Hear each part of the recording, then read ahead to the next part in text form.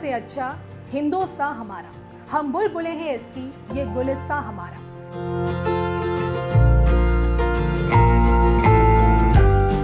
नमस्कार, धर्म ज्ञान में आपका स्वागत है और मैं हूं आपके साथ कविता राणा। आज समूचे देश में 75वां स्वतंत्रता दिवस पूरे हर्षोल्लास के साथ मनाया जा रहा है। कश्मीर से लेकर कन्याकुमारी तक 135 करोड़ भारतीय जश्न आजादी के रंग में डूबे हुए हैं। एक और लाल किले की प्राचीर से देश के प्रधानमंत्री नरेंद्र मोदी ने तिरंगा फहराया, दूसरी तरफ आईटीबीपी के जवानों ने लद्दाख की पेंगोंग झील के किनारे तिरंगा फहराकर आजादी का जश्न मनाया। भारत माता की जय! भारत माता की जय! भारत माता की जय! वंदे मातरम! वंदे मातरम! वंदे मातरम! आईटीबीपी की जय! आईटीबीपी की जय! आईटीबीपी की जय! आज देश का कोना कोना आजादी के रंग में नजर आ रहा है और जो कि देखिए आज आजाद भारत को 75 साल पूरे हो चुके हैं और इसलिए सबका साथ सबका विश्वास की बात करने वाले पीएम मोदी ने देश को एक नया नारा भी दिया। यही समय है, सही समय है। यही समय है,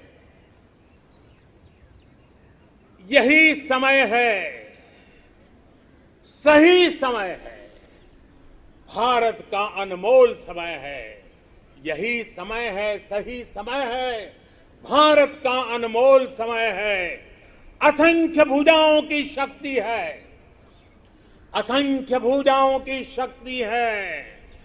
हर तरफ देश की भक्ति है, असंख्य भुजाओं की शक्ति है। हर तरफ देश की भक्ति है।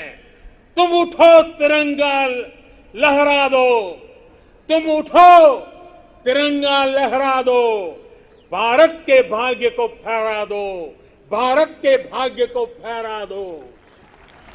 यही समय है, सही समय है। भारत का अनमोल समय है। वर्तमान परिस्थितियों को देखते हुए पीएम मोदी का कहना है कि भाई आने वाले 25 साल देश का भविष्य तय करेंगे और ऐसे में ज्योतिषीय दृष्टि से देश का भविष्य क्या कहता है, पीएम मोदी के नेतृत्व में देश की कुंडली क्या कहती है, आइए आपको बताते हैं। तो इस बार देश भर के ज्योतिषाचार्य 15 अगस्त से शुरू हो रहे देश की आजादी के नए साल को लेकर काफी आश्वस्त दिख रहे हैं। ज्योतिष के जानकारों के अनुसार आजादी की रात यानी कि 14-15 अगस्त की दरमियानी रात आजाद हुए भारत की रात 12 बजे बनी। कुंडली के मुताबिक देखिए आने वाला साल देश के लिए कई मामलों में बहुत ही खास रह सकता है। आजाद भारत की कुंडली को देखते हुए ज्योतिषाचार्यों ने ग्रह नक्षत्रों की गणना बताई। भारत की कुंडली के अनुसार ये वृषभ लगन की जन्म कुंडली है जिसमें लगन में राहु मौजूद है जबकि मंगल द्वितीय भाव यानी कि मिथुन राशि में है। वहीं इस कुंडली के तृतीय भाव में सूर्य, चंद्र, शनि, बुध, शुक्र ये 5 ग्रह एक साथ बैठे हुए हैं और इसके बाद तुला राशि के छठे भाव यानी कि रोग व शत्रु भाव में गुरु है जबकि सप्तम भाव में वृश्चिक राशि में केतु विराजमान है। अब ज्योतिष के जानकारों की माने तो भाई मंगल, सूर्य, गुरु, बुध समेत विभिन्न ग्रहों के प्रभाव से इस दौरान जहां भारत की धाक देश विदेश में देखने को मिलेगी तो वहीं आर्थिक मोर्चे पर भी इस समय देश लगातार तरक्की करते हुए नए नए कीर्तिमान बना सकता है। बस मेहनत से हमें कमजोर बिल्कुल नहीं होना है। जी हाँ, भारत को 2022 तक कोई बड़ा सम्मान भी मिल सकता है। इस दौरान सरकार नई योजनाओं के साथ ही कुछ नए कानून भी ला सकती है। देश में महिलाओं का वर्चस्व बढ़ेगा। वहीं विपक्ष भी देखिए अपने आप को मजबूत बनाने की भरपूर कोशिश करेगा। देश के विदेशी मुद्रा भंडार में वृद्धि की संभावना के बीच देश के सामने देखिए कई चुनौतियां भी अपना सिर उठाएंगी, लेकिन इन चुनौतियों का डटकर सामना करके इन्हें हटाया जाएगा। इस समय सुरक्षा एजेंसियों को काफी सतर्क रहना होगा। वहीं राजनीति में नेताओं के बोलों में गिरावट देखने को मिल सकती है जबकि देश आर्थिक उन्नति के साथ ही आर्थिक प्रगति के रास्ते पर अग्रसर रहेगा। इस दौरान कुछ राजनेता विदेशों के दौरा करके देश के सम्मान में इजाफा कर सकते हैं। सरकार नई परियोजनाएं ला सकती है जिससे काफी फायदेमंद साबित होने की संभावना है। वहीं सितंबर के आसपास ही कोरोना की तीसरी लहर भी आने का अंदेशा है और इसके बाद के माह में कोरोना के चलते स्वास्थ्य समस्याओं के बीच सरकार जनहित योजनाओं पर धन खर्च करेगी। वहीं अपराधों में देखिए वृद्धि की संभावना बताई गई है, खासकर महिला अपराधों में, जबकि नौकरी पेशा लोगों को इस समय कुछ लाभ की संभावना है। देश विरोधी इस समय देखिए कुछ षड्यंत्र रच सकते हैं, तो वहीं साल 2022 की शुरुआत में सरकार के लिए कुछ कठिन समय का सामना उन्हें करना पड़ सकता है। आर्थिक उन्नति, निवेश की आवक के बावजूद शेयर बाजार में इस समय काफी उठापटक की संभावना भी बनी रहेगी। वहीं देखिए अप्रैल मई के आसपास से देश में सुख शांति का माहौल बनता भी दिख रहा है। इस समय आर्थिक उन्नति के बीच विदेशों से पैसा देश में इन्वेस्ट किया जा सकता है। वहीं आम लोगों की आय में बढ़ोतरी की भी पूरी संभावना है और व्यवसायियों को विशेष लाभ की भी संभावना बनी हुई है। राजनीति में सरकार के सहयोगी दलों में किसी की बात को लेकर असंतुष्टि देखने को मिल सकती है। बाकी आगे के समय में देश में कुछ नए आविष्कारों के बीच मान सम्मान में बढ़ोतरी के साथ ही उत्पादन क्षमता में बढ़ोतरी के चलते देखिए देश का धन बढ़ेगा। वहीं सरकार के मजबूत रहने की संभावना के बीच देश को कोई अंतर्राष्ट्रीय पुरस्कार मिलने की भी पूरी संभावना है।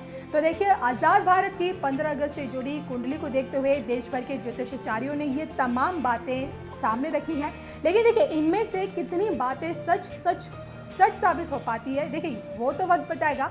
वैसे आज से आने वाले 25 साल हैं, आप देश को कहाँ देखते हैं ये कमेंट बॉक्स में जरूर बताइएगा।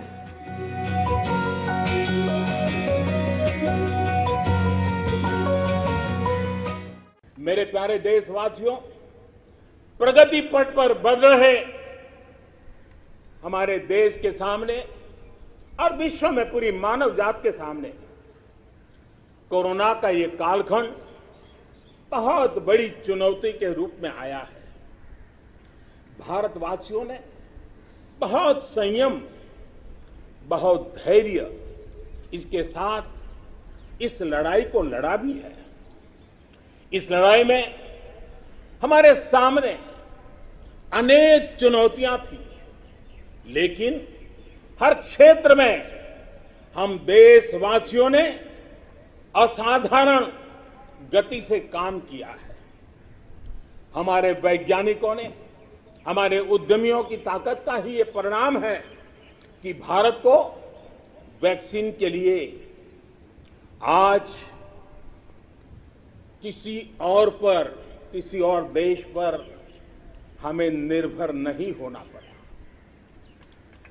आप कल्पना कीजिए, पल भर सोचिए, अगर भारत के पास अपनी वैक्सीन नहीं होती तो क्या होता।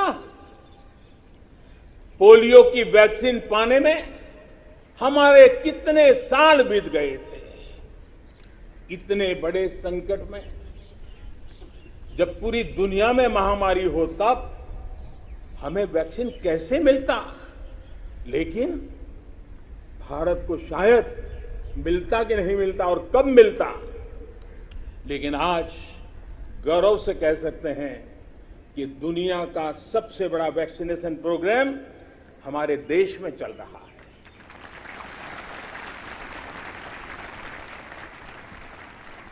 54 करोड़ से लोग, 54 करोड़ से ज्यादा लोग वैक्सीन डोज लगा चुके हैं। कोविन जैसी ऑनलाइन व्यवस्था, डिजिटल सर्टिफिकेट देने की व्यवस्था आज दुनिया को आकर्षित कर रही है। महामारी के समय भारत जिस तरह से 80 करोड़ देशवासियों को महीनों तक लगातार मुफ्त अनाज देकर के उनके गरीब के घर के चूल्हे को जलते रखा है, यह भी दुनिया के लिए एक अचरज भी है और चर्चा का विषय भी है। ये बात सही है कि अन्य देशों की तुलना में भारत में कम लोग संक्रमित हुए।